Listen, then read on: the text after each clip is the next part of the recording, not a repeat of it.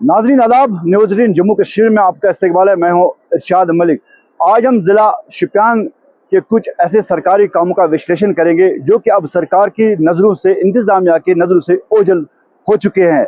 हम बात कर रहे हैं तहसील केलर के जमपथरी इलाके में। यहाँ पे मौजूद है हम।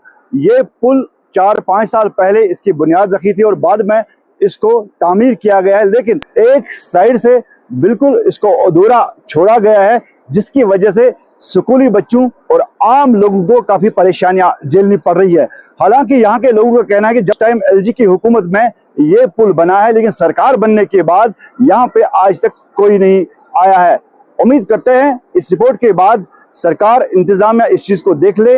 अब यहाँ के लोगों को फिर एक बार उम्मीद है कि अगर इन कामों को पूरा किया जाए तो कम से कम इसमें जो है लेफ्टिनेंट गवर्नर की मुदाखलत चाहते हैं। उसके साथ साथ आज जिला शोपियान के डिप्टी कमिश्नर ऑफिस के एंड में अहाते में योगा डे का आयोजन किया गया है, जिसमें जम्मू कश्मीर पुलिस के साथ साथ जितने भी सरकारी कर्मचारी है और स्कूली बच्चों ने इसमें शिरकत की है और तमाम दुनिया को ये मैसेज दिया है कि सेहत ज़रूरी है और योगा के ज़रिए, यानी अगर हम वर्जिश करेंगे तो हमारा सेहत बिल्कुल स्वस्थ रहेगा।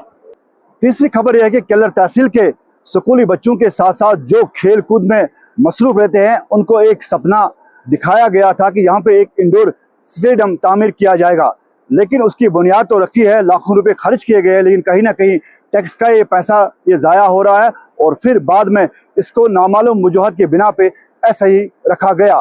क्योंकि यहाँ के लोगों की डिमांड है, यहाँ पे करीब 7 फीट बर्फ पड़ती है, जिसकी वजह से 6 से 4 महीने तक यहाँ पे जो है स्पोर्ट्स एक्टिविटीज नहीं हो पा रही है। ऐसे में अगर इंडोर स्टेडियम तामीर होता तो यकीनन जो टैलेंटेड बच्चे हैं वो इसमें कम से कम प्रैक्टिस करते और उनको खेलने का मौका मिल पाता।